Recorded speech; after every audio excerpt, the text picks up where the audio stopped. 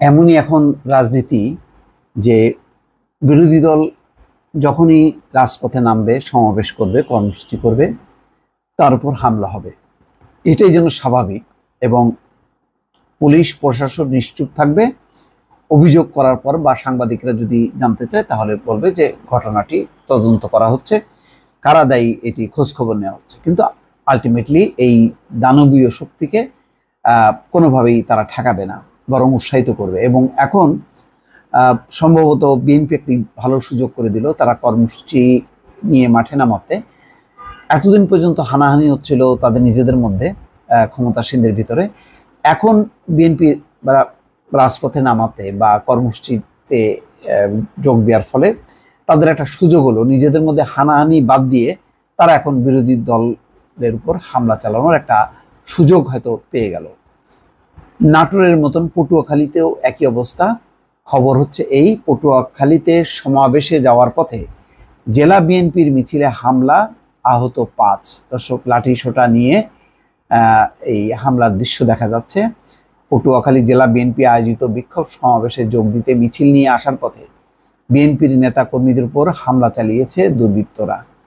বুধবার সকালে পটুয়াখালী পৌর শহরের স্বনির্ভর সড়কে এই ঘটনা ঘটে। এই হামলায় বিএনপির 5 নেতাকর্মী আহত হয়েছে।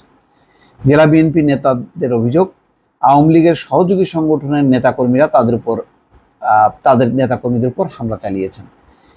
বিএনপির চেয়ারপারসন ও সাবেক প্রধানমন্ত্রী বেগম খালেদা জিয়ার বিরুদ্ধে মিথ্যা মামলা প্রত্যাহার, তার নিঃশর্ত মুক্তি ও উন্নত চিকিৎসার জন্য তাকে বিদেশে পাঠানোর দাবিতে জেলা বিএনপি আজ সকালে বিক্ষোভ সমাবেশে ডাক দেয়। সমাবেশ সফল করতে সকাল থেকে জেলা বিএনপির নেতাকর্মীরা খণ্ড খণ্ড মিছিল নিয়ে সমাবেশ স্থল শহরের স্বনির্ভর সড়কের এলাকায় যোগ দিতে যাওয়ার সময় সকাল 10:30টার দিকে একদল দুর্বৃত্ত হামলা চালায়। ওই হামলায় জেলার রাঙ্গাবালী উপজেলা স্বেচ্ছাসেবক দলের সদস্য মোহাম্মদ শাকিল সহ অন্তত 5 জন আহত হয়েছে।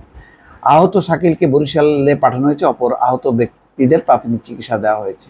পটুয়াখালী জেলা বিএনপির আহ্বায়ক কমিটির সদস্য সচিব স্নেহাংশু সরকার এই হামলার জন্য জেলা আওয়ামী লীগ সহযোগী সংগঠনের নেতাকর্মীদের দায়ী করেছেন। এদিকে খবর পেয়ে বেলা 11টার দিকে পুলিশ ঘটনাস্থলে গিয়ে পরিস্থিতি নিয়ন্ত্রণে আনে। এরপর শুরু হয় জেলা বিএনপির প্রতিবাদ সমাবেশ। জেলা বিএনপির আহ্বায়ক আব্দুর রশিদ চুন্নু মিয়ার সভাপতিত্বে সমাবেশে বক্তব্য দেন কেন্দ্রীয় বিএনপির প্রশিক্ষণ বিষয়ক সম্পাদক মোশাররফ হোসেন, জেলা বিএনপির সদস্য সচিব স্নেহাংশু সরকার প্রমুখ। এ সময় বিএনপি চেয়ারপারসন সহ অন্য নেতাদের বিরুদ্ধে করা মিথ্যা মামলা প্রত্যাহার, নিঃশর্ত মুক্তি ও উন্নত চিকিৎসার জন্য খালেদা জিয়াকে বিদেশে পাঠানোর দাবির পাশাপাশি সমাবেশে আসার পথে নেতাকর্মীদের উপর হামলার ঘটনার তীব্র নিন্দা ও প্রতিবাদ করা হয়। আচ্ছা, এই ঘটনার ব্যাপারে জেলা আওয়ামী লীগের সাধারণ সম্পাদক আব্দুল মান্নানের কাছে জানতে চাওয়া হয়। তখন বলেন যে জেলা বিএনপি নিজেদের মধ্যে বিরোধ দীর্ঘদিনের, দলীয় বিরোধের জের ধরে নিজেদের মধ্যে হামলা ও মারামারির ঘটনা ঘটে। আর ওসি কি বলছেন বিএনপি সমাবেশ নিয়ে উত্তেজনা বিরাজ করছিল, পুলিশ উত্তেজনা নিরসন করে আইন শৃঙ্খলা পরিস্থিতি নিয়ন্ত্রণে এনেছে, বর্তমানে পরিস্থিতি স্বাভাবিক। এই একটা হলো দায়সারা গোছের বক্তব্য। আর ওটাও একটা মোটামুটি কমন কথা যে না, এটা আমাদের কর্মীরা করেনি, তাদের নিজেদের মধ্যে হামলা, তাদের মধ্যে ঝামেলা, এইসব করে আসলে মোট কথা যে বিরোধী রাজনৈতিক দল স্বাধীনভাবে সমাবেশ করবে, মত প্রকাশ করবে, সেই স্বাধীনতাকে খর্ব করা হচ্ছে। এটা আওয়ামী লীগও ভালো করে জানে যে আমাদের সংবিধানে সকল দল, মত এবং ব্যক্তির স্বাধীনতা নিশ্চিত করেছে। ব্যক্তি স্বাধীনভাবে প্রতিবাদ করবে, তার মত প্রকাশ করবে।